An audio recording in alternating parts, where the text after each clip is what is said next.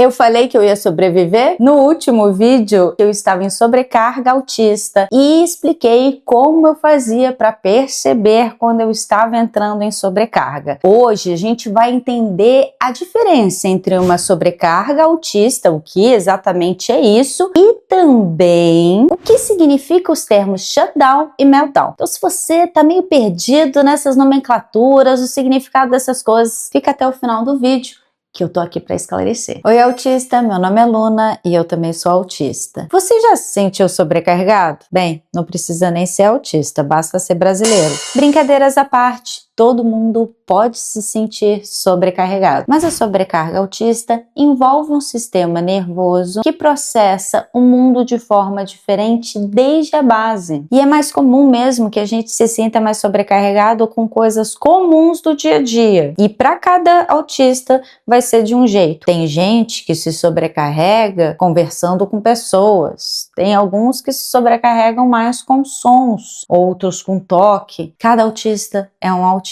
Não limite autistas, porque ele já tem várias limitações. Por favor, pare! Tá, mas qual é o impacto do autista que fica o tempo todo apagando fogo e saindo de uma sobrecarga, indo para uma crise, saindo de uma crise e já entrando numa vida sobrecarregada? Eu poderia falar aqui que é um burnout autista, que pode ser uma depressão, uma vontade de desviver, que seriam coisas horripilantes, terríveis, péssimas para um ser humano. Mas antes disso, o que vem? Impacto na vida social, porque é claro que a gente não vai conseguir trabalhar e também ir para todos os happy hours, todas as festas da empresa, quando o autista é CLT. Quando o autista é autônomo, ele não vai conseguir muitas vezes trabalhar muitas horas por dia, ou quando ele está no impacto de trabalhar muitas horas por dia e crescer a sua empresa, pode ser que assim que as coisas comecem a dar certo, ele caia em depressão, em sobrecarga, em meltdown, em shutdown,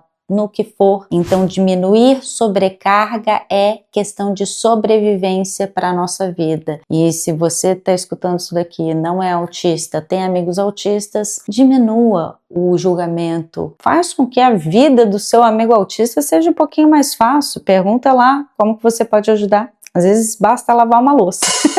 Que todo mundo se sobrecarrega, a gente já entendeu. Agora, que shutdown não é um termo exclusivo do autismo, isso eu acho que pouca gente sabe. Eu, pelo menos, não sabia. E ele é usado de forma mais ampla para descrever a sensação de desligamento funcional, emocional e neurológico, reduzindo drasticamente a sua capacidade de funcionar e desligando parcialmente o seu sistema nervoso diante da sobrecarga. E ele pode acontecer em vários contextos, desde questões de trauma, estresse, pode vir após uma sobrecarga que você não cuidou, você não descansou.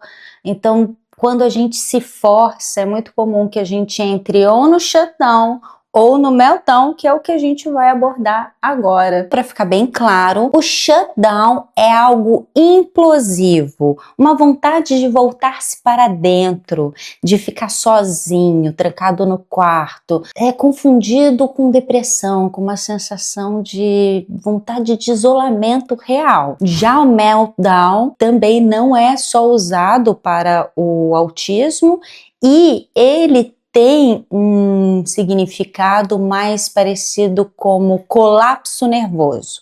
Então ele é algo explosivo. Shutdown implosivo, meltdown explosivo. E a comunidade autista aderiu ao meltdown para explicar o que não necessariamente é uma birra numa criança autista, falta de educação ou até mesmo destemperamento num adulto autista. E no meltdown pode acontecer manipulação e ataque de raiva, coisa muito comum, mas que o indivíduo que está tendo a crise não tem consciência, não consegue parar. Na verdade, ele tem consciência, ele percebe que ele está fazendo, mas ele não consegue parar. Quando a gente está num ataque de raiva, quando a gente começa a se bater, quando a gente começa a bater numa parede, quando a gente começa a faltar o controle, ou nos machucar, ou até mesmo colocar alguma outra pessoa em risco de também se machucar, isso significa que você está tendo uma crise de meltdown. Você não está tendo uma crise de raiva consciente, você não está fazendo aquilo de forma proposital, programada, consciente. Por isso, querido autista, é muito importante que você conheça os seus limites para se antever às sobrecargas e, caso